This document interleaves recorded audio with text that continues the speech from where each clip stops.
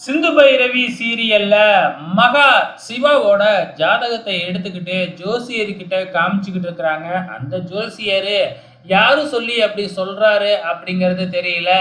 இப்ப உன் பையனை கல்யாணம் பண்ணிக்கிற பொண்ணு வந்து கூடவே இருந்ததுன்னா உன் பையன் உயிருக்கே ஆபத்து, கண்டம் இருக்கு. அதனால உன் பையன் விரும்புற பொண்ணை முதல்ல விலக்கி வைங்க அப்படின்னு சொல்லிடுறாப்ல.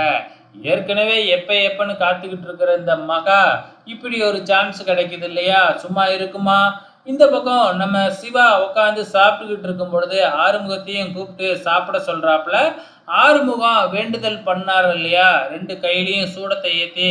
இதனால கையில தீக்காயம், சாப்பிட முடியாம வந்து பாத்தீங்கன்னா ரொம்பவுமே திணறிக்கிட்டு இருக்கிறாப்புல. இத பைரவி பாத்துறாங்க. பைரவி தான் எப்படி இது நடந்துச்சுன்னு தெரியும் இல்லையா. சிவா என்னாச்சு அப்படின்னு சொல்லி கேட்கும் பொழுது, இல்ல மில்லுல தான் அடிபட்டுருச்சு அப்படின்னு பொய் சொல்றாப்புல. ஆனா பைரவிக்கு உண்மை என்னன்னு தெரியும் இல்லையா. சிவா சாப்பிட ரொம்ப கஷ்டப்பட்டுக்கிட்டு இருக்கும் பொழுது பைரவி அங்க வந்து, ஏன் ஸ்பூன்ல சாப்பிட வேண்டியது தானே அப்படின்னு ஸ்பூனை எடுத்து கொடுத்துட்டு போறாங்க. இந்த பக்கம் மகா நேரா ஜோசியம் பார்த்துட்டு அன்னபூர்ணி கிட்ட வந்து விஷயத்த சொல்றாங்க. விஷயத்த சொன்னது மட்டும் இல்லாம நேரா போய் சிந்து கிட்ட விஷயத்த சொல்லி, நீ ஒழுங்க மரியாதையா சிவாவை விட்டு பிரிஞ்சு போயிடு, உன்னால சிவாவோட உயிருக்கே ஆபத்து அப்படின்னு சொன்ன உடனே நம்ம சிந்து, நீங்க சொல்றதெல்லாம் நம்ப முடியாது, என்ன வேணும்னே இங்க வந்து கட்டுக்கதையை விட்டுக்கிட்டு இருக்கீங்களா? சிவா வந்து நான் இருக்கும் பொழுது அந்த ஆண்டவனே வந்தாலும் சிவா கிட்ட நெருங்க முடியாது அப்படின்னு வீரவசனம் பேசிக்கிட்டு இருக்கிறாங்க நம்ம சிந்து.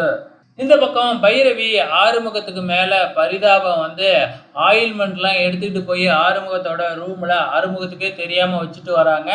ஆனா ஆறுமுகம் வந்து, என்னது இது பைரவி போடுற கிரீம் மாதிரியே இருக்கே அப்படின்னு சொல்லி மறுபடியும் கொண்டு போய் பைரவி கிட்டே கொடுக்குறாங்க.